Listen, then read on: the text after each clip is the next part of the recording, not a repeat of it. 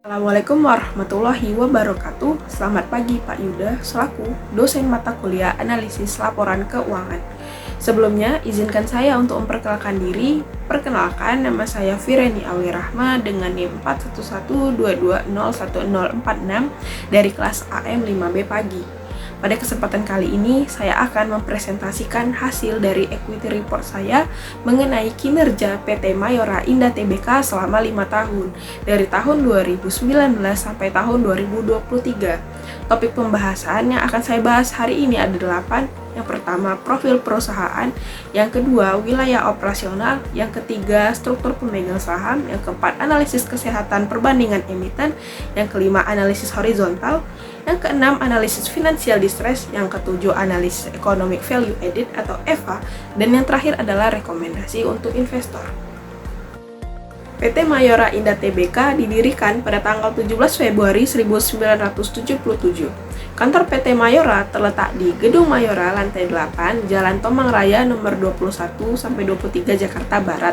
Kegiatan usaha yang dijalankan dan jenis produk yang dihasilkan oleh PT Mayora yaitu di bidang industri, produk roti dan kue, makanan dari coklat dan kembang gula, makanan bayi, mencakup usaha pembuatan makanan bayi, makanan siap saji, perdagangan produk susu, perdagangan besar minyak dan lemak nabati, dan juga lain-lainnya. Harga saham PT Mayora yang sekarang beredar yaitu sebesar Rp2.660. Wilayah operasional PT Mayora Indah Tbk ini berada di 2 negara, yaitu Indonesia dan Filipina. Pabrik yang ada di Indonesia ini berjumlah 11 pabrik, yaitu 8 pabrik berada di Tangerang, 1 pabrik berada di Bekasi, dan 2 pabrik berada di Banten. Sedangkan pabrik yang berada di luar itu adalah 1 pabrik berada di Silangan Kanlubang Industrial Park, yaitu di Filipina.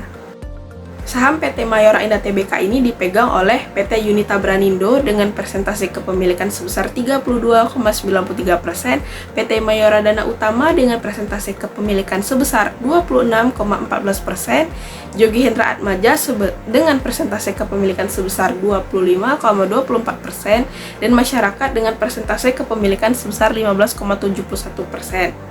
Adapun anggota direksi dan komisaris ini yang memiliki saham perseroan terdiri dari Jogi Hendra Atmaja sebagai komisaris utama, Andre Sukendra Atmaja sebagai direktur utama, Hendra Polisar sebagai direktur keuangan, dan Ricky Afrianto Gunadi sebagai direktur global marketing. Adapun kepemilikan saham lokal dan asing terdiri dari 4 kelompok, yaitu institusi lokal sebesar 6,45%, institusi asing sebesar 8,49%, individu lokal sebesar 0,72%, dan individu asing sebesar 0,01%. Mayora memiliki nilai current ratio yang baik, yaitu mendekati rata-rata industri, yang artinya Mayora memiliki aset yang cukup, di mana aset tersebut dengan mudah diubah menjadi kas dalam jangka pendek untuk memenuhi hutang yang jatuh tempo dalam waktu dekat. Hal tersebut juga menggambarkan bahwa aset yang dimiliki oleh Mayora telah dimanfaatkan secara efisien dan tepat. Mayora juga memiliki nilai cash ratio yang baik, yaitu mendekati rata-rata industri, yang artinya Mayora mampu melunasi kewajiban jangka pendeknya hanya dengan menggunakan kas dan setara kas yang dimilikinya, tanpa harus mengandalkan aset lain yang mungkin perlu diubah menjadi kas. Hal tersebut juga menggambarkan bahwa aset yang dimiliki oleh Mayora telah dimanfaatkan secara efisien.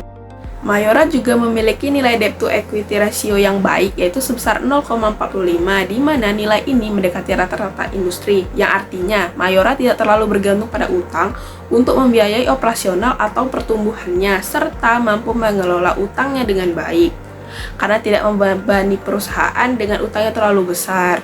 Utang yang rendah juga dapat meningkatkan daya tarik perusahaan untuk investor. Selain itu, Mayora juga memiliki nilai debt to asset ratio yang baik, yaitu sebesar 0,42, di mana nilai ini mendekati rata-rata industri, yang artinya Mayora memiliki aset yang cukup besar untuk menutupi utang-utangnya jika terjadi resiko likuidasi. Nah, nilai debt to asset ratio yang berada di bawah 0,5 ini biasanya dianggap aman karena utang tidak mendominasi aset perusahaan. dilihat dari segi balance sheet, total aset dari tahun ke tahun mengalami peningkatan.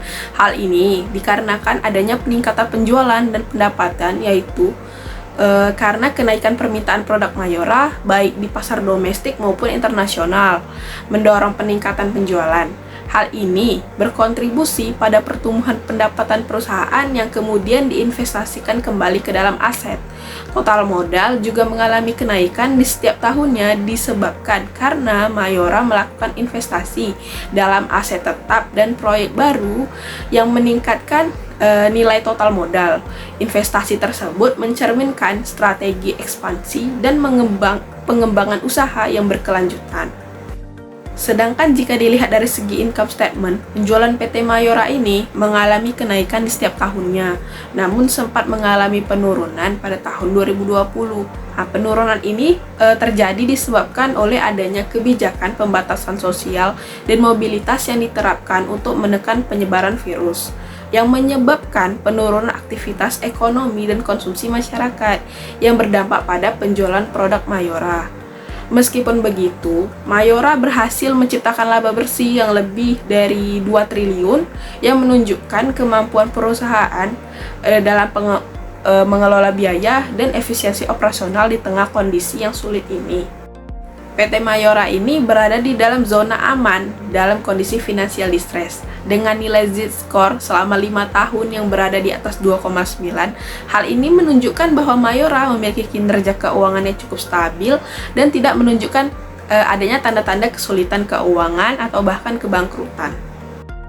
Mayora menunjukkan kinerja keuangan yang baik dengan adanya peningkatan NOPAT atau Net Operating Profit After Tax, IC atau Invested Capital, dan EVA atau Economic Value Added di setiap tahunnya, terutama pada tahun 2023. Peningkatan ini mencerminkan profitabilitas operasional yang lebih baik, pengelolaan investasi modal yang efektif, dan kemampuan perusahaan menciptakan nilai tambah ekonomi yang signifikan.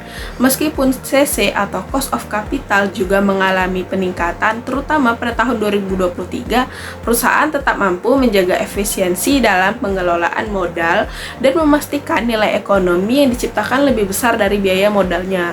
Hal ini menunjukkan bahwa kinerja keuangan Mayora semakin baik dan terus berkembang dari tahun ke tahun.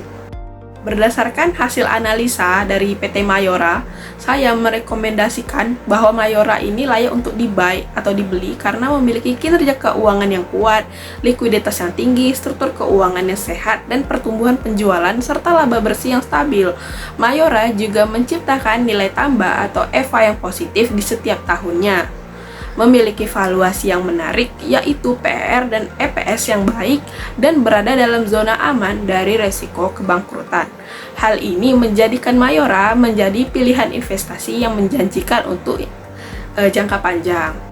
Sekian presentasi dari saya mengenai kinerja PT Mayora Indah Tbk. Saya mohon maaf apabila ada kesalahan dan kekurangan dalam penyampaian presentasi ini. Terima kasih atas perhatian dan kesempatan yang Bapak berikan kepada saya. Wassalamualaikum warahmatullahi wabarakatuh.